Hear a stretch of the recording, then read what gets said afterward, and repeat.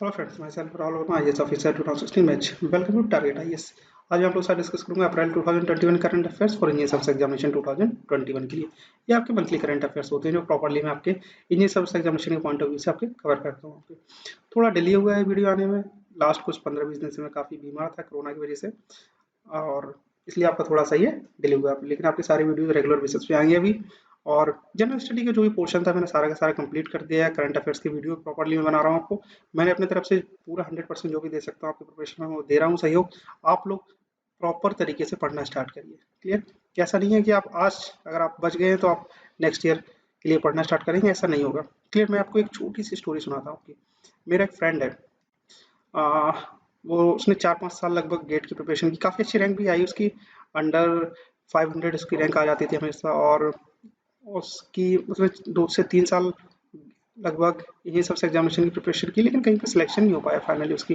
बाद में उसने एमटेक भी कंप्लीट किया, लेकिन सिलेक्शन नहीं हो पाया। प्रॉब्लम क्या थी उसके साथ, वो पढ़ने ही स्टार्ट करता था लास्ट के 2 या 3 महीने के लिए। ये गलत नहीं है, आपको लास्ट के 2-3 महीने बहुत अच्छी तरीके से पढ़ना है, लेकिन अगर आप पूरा साल पढ़ेंगे तो कंटिन्यूस एफर्ट आएगा आपका, बहुत अच्छी चीज़ें क्लियर होंगी, आपके कंसेप्ट बहुत अच्छे तरीके से बनेंगे, तभी जाके आपका सिलेक्शन हो सकता है। तो आपको ऐसा नहीं है कि आपके पास अभी बहुत कम टाइम बचा है, सिर्फ 2-3 महीने बचे हुए हैं, तो आपका इंजीनियर सबसे एग्जामिनेशन या प्रिपरेशन करना छोड़ दें। आप पढ़िए, बहुत अच्छी तरीके से पढ़िए। इस साल आपका ईएससी 2021 में नहीं हुआ तो 22 के लिए प्रिपरेशन हो जाएगी आपकी। टेक्निकल अच्छा कंप्लीट हो जाएगा तो आप दूसरे अदर एग्जाम्स को क्वालिफाई कर पाएंगे, गेट 2022 को क्लियर कर पाएंगे अच्छी तरीके से। मतलब कहीं ना कहीं आपका सिलेक्शन हो जाएगा। अगर आप जो आपकी इंडिया की टॉप मोस्ट जो आपकी इंजीनियरिंग फील्ड की प्रिपरेशन कर रहे हैं आप लोग, मतलब इंजीनियर सर्विस एग्जामिनेशन प्रिपरेशन कर रहे हैं, मतलब आपकी सारी प्रिपरेशन हो रही है, सारा का सारा सिलेबस कवर करता है।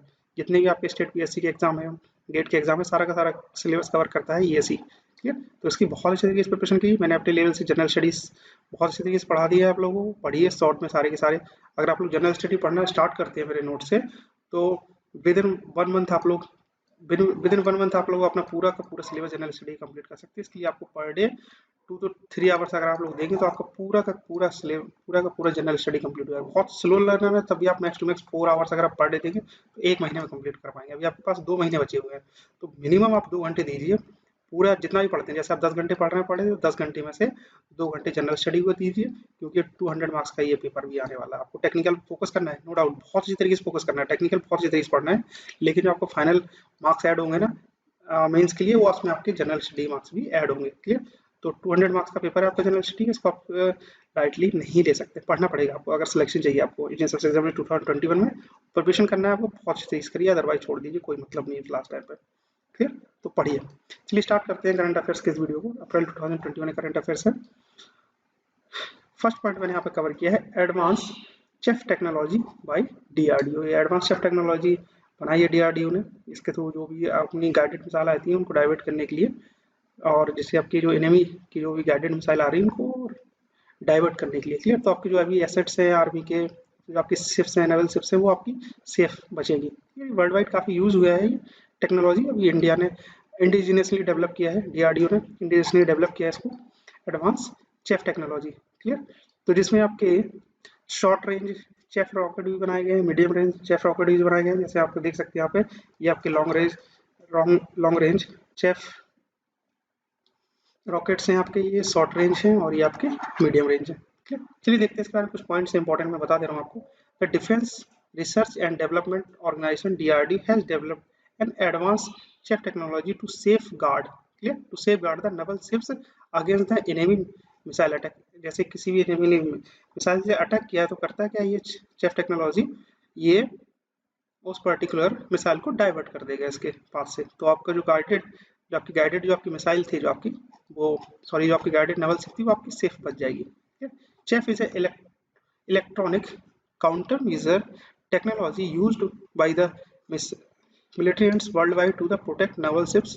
ये वर्ल्ड वाइड यूज की जा रही है, काफी टाइम से यूज कर जा रही है। और others sensitive target from the radar and radio frequencies guiding mechanism by the enemy missile. ठीक है? तो इन सारी चीजों से सेफ रहेगी आपकी।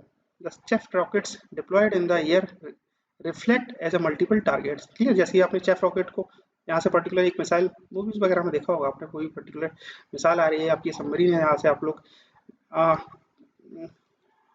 लॉन्च करेंगे अपने ये चेफ रॉकेट्स को, तो ये बहुत डिफरेंट डिफरेंट टारगेट्स क्रिएट कर देगा यहाँ पर। तो आपका इस पर्टिकुलर जो आपकी मिसाइल आ रही थी, नेवी मिसाइल आ रही थी, इसको डाइवर्ट कर देगा आपके पर्टिकुलर पर्टिकुलर शिप से या फिर आपके जो भी आपके सबमरीन से, क्लियर। तो chaff rocket deploy in the aircrafts as a multiple target, clear. Multiple target में ये आपका डाइवर्ट कर देता है for the military guidance system and deflecting advice advisory missiles this protect their own assets, clear. तो आप किसके own assets को सेव कर सकते हैं। डीआरडीओ इंडिविजुअली डेवलप्ड 3 वेरिएंट जो मैंने आपको बताया है, short range chaff rockets, medium range chaff rockets और long range chaff rocket, clear. तो इसमें इंपॉर्टेंट पॉइंट क्या क्या थे आपके? इंपॉर्टेंट पॉइंट सबसे पहले चेफ टेक्नोलॉजी, ये पॉइंट जो रहता है ना स्टार्टिंग का, ये आपको हेडिंग जो मैं करता हूँ इंपॉर्टेंट रहता है, इससे आपको चीजें याद रहने वाली है, clear.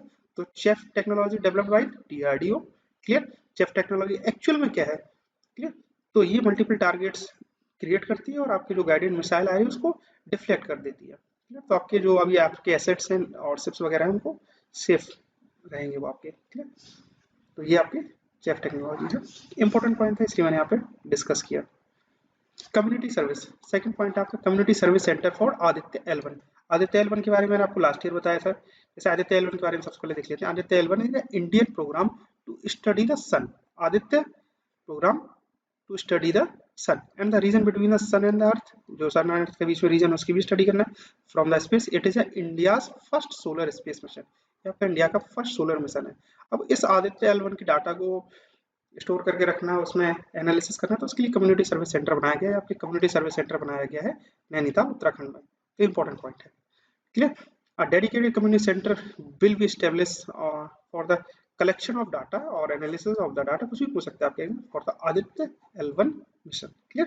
The service center will be called Aditya L1 support center, इसको बोला जाएगा community service center for Aditya L1 या फिर Aditya L1 support cell AL1SC।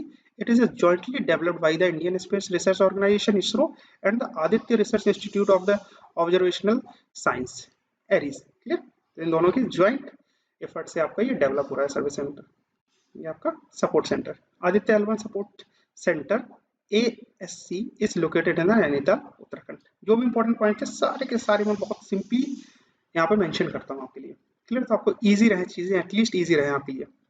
Oxygen concentrator, काफी अभी कोविड-19 के सिचुएशन में ऑक्सीजन की काफी कमी हुई है, तो जिसके लिए कि ऑक्सीजन कंसंट्रेटर का यूज करते हैं। इनिशियल स्टेज में ऑक्सीजन की रिक्वायरमेंट कम रहती है, इसकी रेंज लगभग 1 से लेके या फिर अप्रोक्सीमेट 5 to 10 लीटर पर मिनट आपकी डिलीवरी दे सकता है ऑक्सीजन कंसंट्रेटर। देखिए किस तरीके से वर्क करता है, मैं ये सारी लैंग्वेज आपको एक्सप्लेन करूंगा। इससे पहले इसका फिगर देखते हैं और उसकी वर्किंग प्रिंसिपल को थोड़ा सा समझने की कोशिश करते हैं। मे भी शायद आपके एग्जाम में क्वेश्चन पूछ लें, how does N oxygen concentrator work, clear. N oxygen concentrator receives air, clear.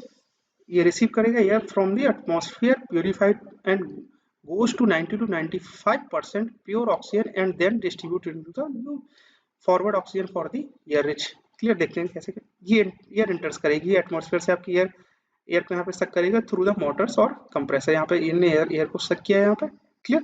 तो यहाँ पे एयर सक करने के बाद यहाँ पे ये हीट एक्सचेंजर के थ्रू पास करेगी, आपके सर्ज टैंक होगा यहाँ पे स्टोर होगी आपकी एयर।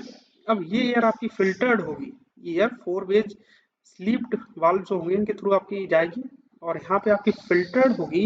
ये आपके फिल्टर्ड यहाँ पे लगे हुए हैं, आपके जो सिलेंडर देख रहे हैं आपके सिलेंडर फिल्टर्ड सिलेंडर लगे हुए हैं, मॉलिक्यूलर सी बेड्स बोलते हैं इनको, मॉलिक्यूलर सी बेड्स, जिसमें हम लोग मटेरियल यूज कर रहे हैं जियोलाइट का।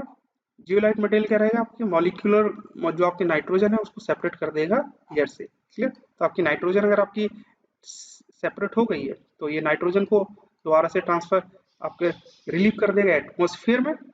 एटमॉस्फेयर में आपकी एयर चली जाएगी नाइट्रोजन, और आपकी जो ऑक्सीजन है ये आपकी 90 to 95% प्योर ऑक्सीजन है, यहाँ पे आप इसको एज अ प्रोडक्ट टैंक में स्टोर कर सकते हैं, क्लियर। तो ये सेपरेट कर दे रहा है जियोलाइट आपका, क्लियर। तो जियोलाइट स्लीप का यूज कर रहे हैं, सिंपल सी मैकेनिज्म, आप सिंपली इसको समझ सकते हैं। ऑक्सीजन है set into the product tank, तो ऑक्सीजन यहाँ पे प्रोडक्ट टैंक में स्टार्ट हो गई, अब स्टोर हो गई आपकी, और थ्रू द एडजस्टिंग वाल्व और फ्लो मीटर्स के थ्रू आप उसको एज अ रिक्वायरमेंट आप उसको यूज कर सकते हैं, क्लियर। तो ये सिंपल सा प्रिंसिपल था जो आपको याद रखना है, आप समझ गए होंगे, इतना ज़्यादा कुछ याद करने की जरूरत नहीं है। तो एज आपके जैसे ऑक्सीजन कंसंट्रेटर के बारे में कोई पूछता है या फिर आपके एग्जाम में क्वेश्चन आता है तो आपको पता होना चाहिए, clear. N oxygen concentrator is a medical device that concentrate oxygen from the atmosphere, जो आपके कंसंट्रेटेड ऑक्सीजन एटमॉस्फेयर से उसको कलेक्ट करता है। Clear. Atmospheric air has about 78% of nitrogen, आपके बारे में इसको पता होगा, 78% नाइट्रोजन है, 21% ऑक्सीजन है, and other gases makes up to remaining 1%। इनके बारे में मैं डिटेल में आपको एनवायरमेंट इंजीनियरिंग में बता चुका हूँ। Clear. The oxygen concentrated take its air, filter it through the sieve, relieve the nitrogen back into the air. Clear. Filters और स्लीप के जो आपका के थ्रू आपको ये फिल्टर्ड किए जाते हैं और ऑक्सीजन को सेपरेट कर दिया जाता है एयर से, और दोबारा से ऑक्सीजन को back into the air and work on the remaining oxygen. जो आपकी रिमेनिंग फिल्टर्ड ऑक्सीजन बचती है उसके ऊपर वर्क करते हैं। This oxygen compressed and disport through a cannula, और कैनुला फिर आपके सिंपल से store tank is 90 to 95% pure, जो आपकी 90 to 95% प्योर ऑक्सीजन मिल जा रही है। अब pressure value in the concentrators help to regulate supply. आपकी जो रेंज रहेगी range from 1 to 10 litres per minute, और कहीं कहीं पे आपके 5 to 10 लीटर्स पर मिनट आपको मिल जाएगी देखने के लिए। जैसे यहाँ पे लिखा भी है, oxygen concentrator has the earliest alternative to the cylinder but can only supply 5 to 10 litre of the litres of the oxygen per minute. लेकिन क्रिटिकल जो पेशेंट रहते हैं आपके, क्रिटिकल पेशेंट में भी need 40 to 50 litres per minute and are the best situation of the moderate ill patient. जो आपके moderated ill patient है उनके लिए आपकी ये ऑक्सीजन कंसंट्रेटर काफी अच्छा है। स्टार्टिंग इनिशियल स्टेज में काफी अच्छा है, लेकिन जैसे ही हमें रिक्वायरमेंट पड़ जाती है तो बहुत ज़्यादा ऑक्सीजन की आपको रिक्वायरमेंट है, तब आप जाके ऑक्सीजन सिलेंडर का यूज़ कर सकते हैं उस टाइम पे सप्लाई की, क्योंकि इसकी लिमिट है कि आप इस लिमिट से ज़्यादा सप्लाई नहीं कर सकता 5 to 10 लीटर्स पर मिनट के अकॉर्डिंग। क्लियर। तो आई थिंक आपको ये ऑक्सीजन कंसंट्रेटर के बारे में अच्छे तरीके से समझ में आ गया होगा। अब कोविड की सिचुएशन में काफ़ी चीज़ों पे इम्पैक्ट हुआ है। तो जो ग्लोबल फॉरेस्ट रिपोर्ट आई है उसमें से कुछ इंपॉर्टेंट डाटा है मैं आपको बता रहा हूँ। The global forest goal report 2021, और ये आपकी यूनाइटेड नेशंस के आपका एक डिपार्टमेंट है, department of economical and social affairs of the United Nation, ये आपको पब्लिश करता है ईयरली। ये recently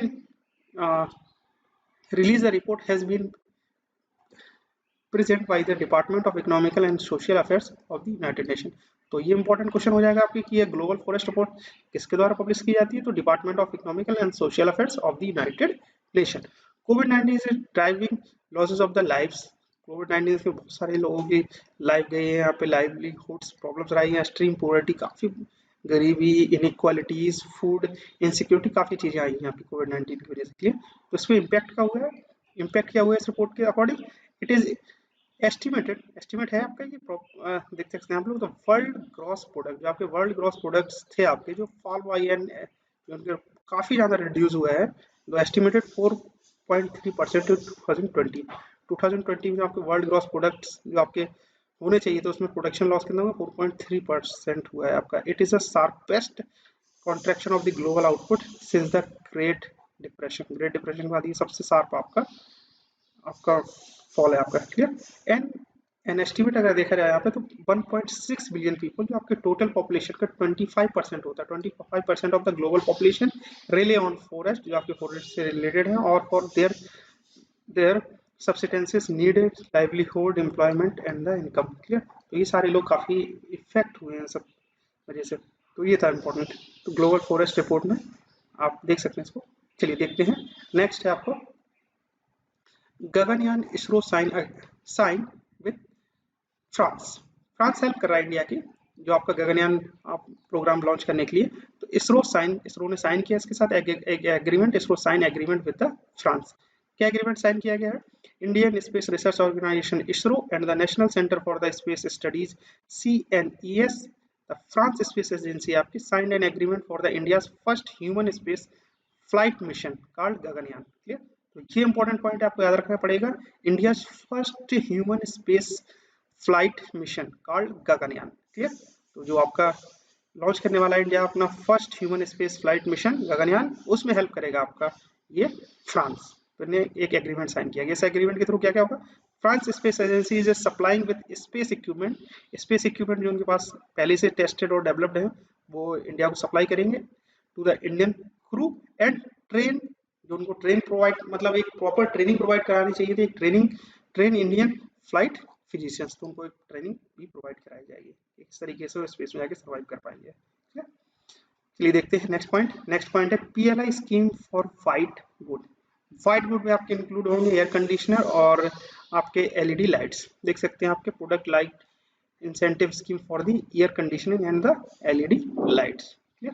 The government on the Wednesday approval a product like incentive PLI product like light incentive scheme for the white good that include air conditioner and LED lights with a budgetary outlet of the 6238 crore, काफी सारा amount है आपका ये। तो ये आपका ये budgetary form में आउटलेट दिया गया है इसका, तो इसकी सपोर्ट मिलेगा जो भी आपके प्रोडक्शन कर रहे हैं, जो भी कंपनियां प्रोडक्शन कर रही हैं एयर कंडीशन और एलईडी लाइट्स का।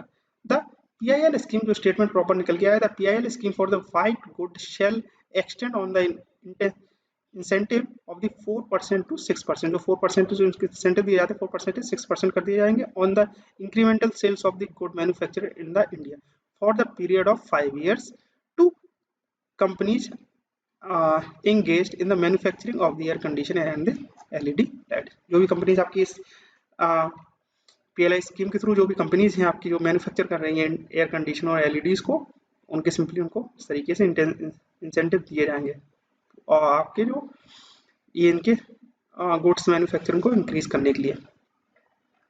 चलिए देखते हैं ई संता स्कीम। ई संता आपकी ये रिलेटेड है आपकी एक्वाटिक जो फार्मिंग करते हैं, जैसे जो आपके किसान हैं जो एक्वाटिक फार्मिंग करते हैं उनके लिए है। देखते हैं आप union minister for the common and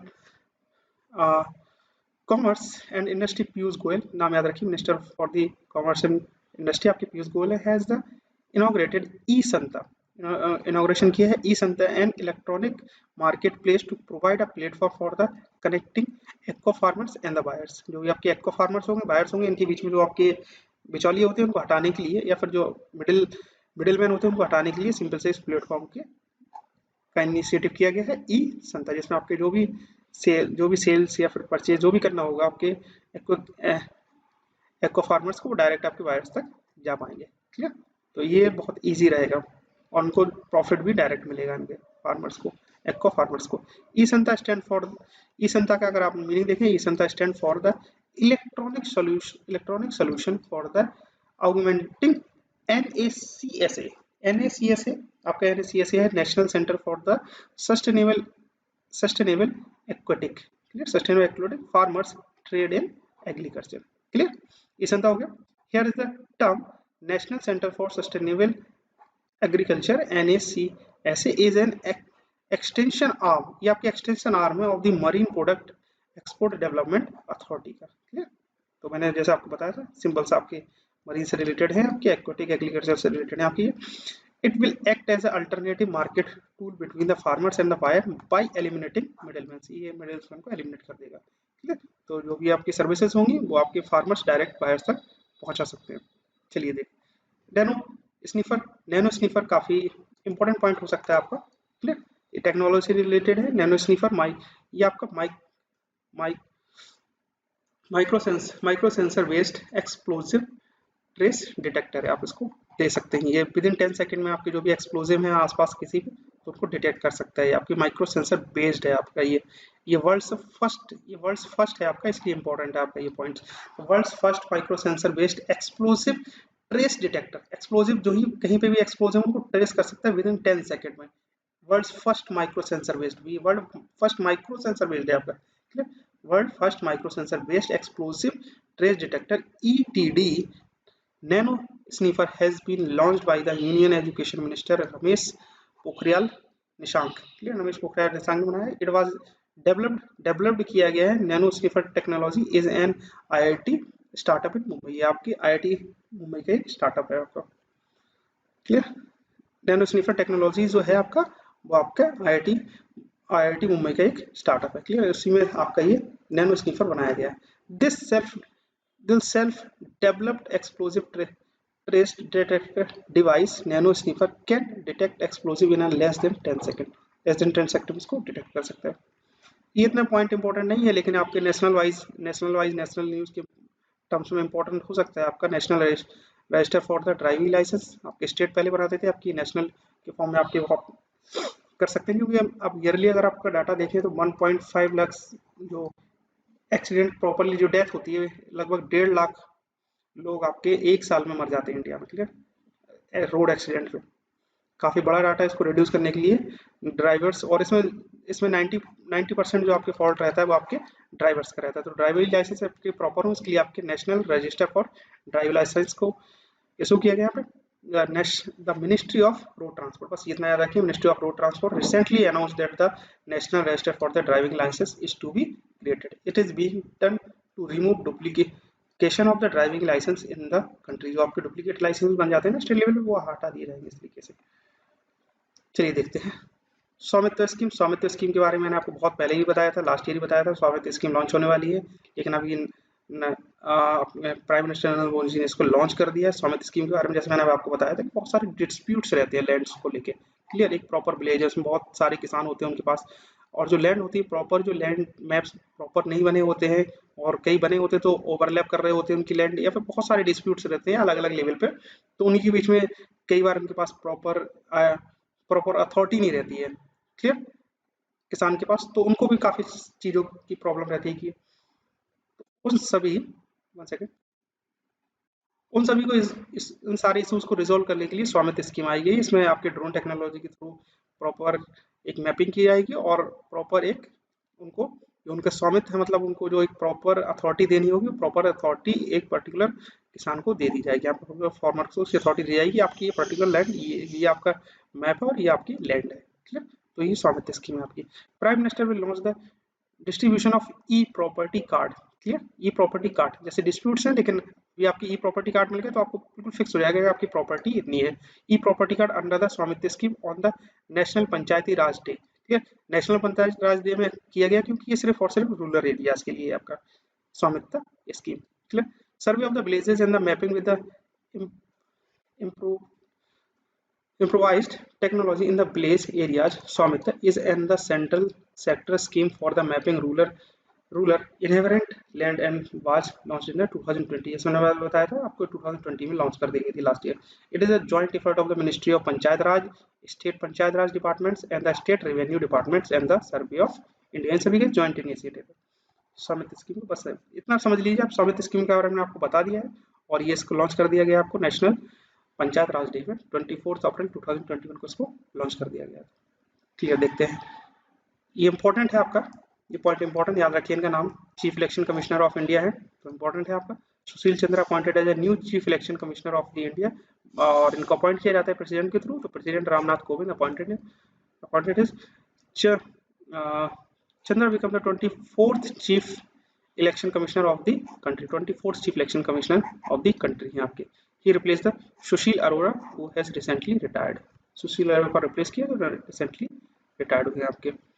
चलिए अब देखते हैं inclusive internet index. Inclusive internet index में रैंकिंग देखेंगे तो इंक्लूसिव इंटरनेट सर्वे आपको 120 कंट्रीज के लिए किया जाता है, 120 कंट्रीज के लिए किया गया है, और representing 98% of the global GDP and 96% of the global population, जिसको रिप्रेजेंट करता है। The overall index score is based on the 4 parameters which are availability, affordability और the relevance and readiness category. इन सभी कैटेगरीज पे ये इतना जरूरी नहीं आपको ये पॉइंट याद रखना, बस मैंने बता दिया आपको generally, clear. The inclusive internet index is commissioned by the Facebooks developed by the Economical Intelligence Unit, clear. तो ये कमीशन हम लोग ज्वाइंट किया बोल सकते हैं फेसबुक और द इकोनॉमिकल इंटेलिजेंस यूनिट के थ्रू आपकी पब्लिश किया जाता है इंक्लूसिव इंटरनेट इंडेक्स 2021। इंडिया की रैंक की बात करें तो 49th स्पॉट पे ग्लोबली, और टॉप 3 कंट्रीज की बात करें तो आपका स्वीडन, यूनाइटेड स्टेट और स्पेन। चलिए देखते हैं नेक्स्ट पॉइंट। इस पॉइंट के बारे में थोड़ा डिस्कस करेंगे। मैंने लिखा है यहाँ पे, इतना लिखने की जरूरत नहीं थी। World press freedom index 2021। World press freedom index ये आपको शो करता है कि आपकी प्रेस या मीडिया जो भी है आपकी एक पर्टिकुलर कंट्री में, उसके पास कितनी फ्रीडम है अपना। जैसे हम राइट टू फ्रीडम है ना, तो आर्टिकल नंबर 19, तो उसमें आपके एक सेक्शन है जिसमें आपको राइट टू फ्रीडम प्रॉपरली नहीं दिया गया यहाँ पे प्रेस को, मतलब एक्सप्लेन है पर्टिकुलर एक इंडियन सिटीजन्स के लिए, सारे सिटीजन्स के लिए, लेकिन पर्टिकुलर एक प्रेस के लिए यहाँ पे कुछ क्लासीफाई नहीं है फिर। तो इसी के बेस पे थोड़ा बहुत अगर आप लोग बोल सकते हैं तो प्रेस को अंडर कंट्रोल किया जाता है और डिफरेंट सिचुएशन पे। तो देखिए सिंपली हम लोग देखते हैं वर्ल्ड प्रेस फ्रीडम इंडेक्स 2021 की बात करें, it has been published every year since 2002 से पब्लिश किया जाता है हर साल, और ये पब्लिश किया जाता है रिपोर्टर्स सेंस फ्रांसीसी और फ्रंटियर्स, और आप सिंपल से बोल सकते हैं इनको, दूसरा नाम भी है इनका रिपोर्टर्स विदाउट बॉर्डर्स। तो ये रिपोर्टर्स विदाउट बॉर्डर पब्लिश करते हैं वर्ल्ड प्रेस फ्रीडम इंडेक्स हर साल, और ये 2002 से स्टार्ट हुआ है। The index ranked countries and regional according to the level of freedom, कि कितना लेवल है, एक पर्टिकुलर लेवल ऑफ फ्रीडम है, level of freedom availability to the journalist, कितनी लेवल ऑफ फ्रीडम है जर्नलिस्ट के पास।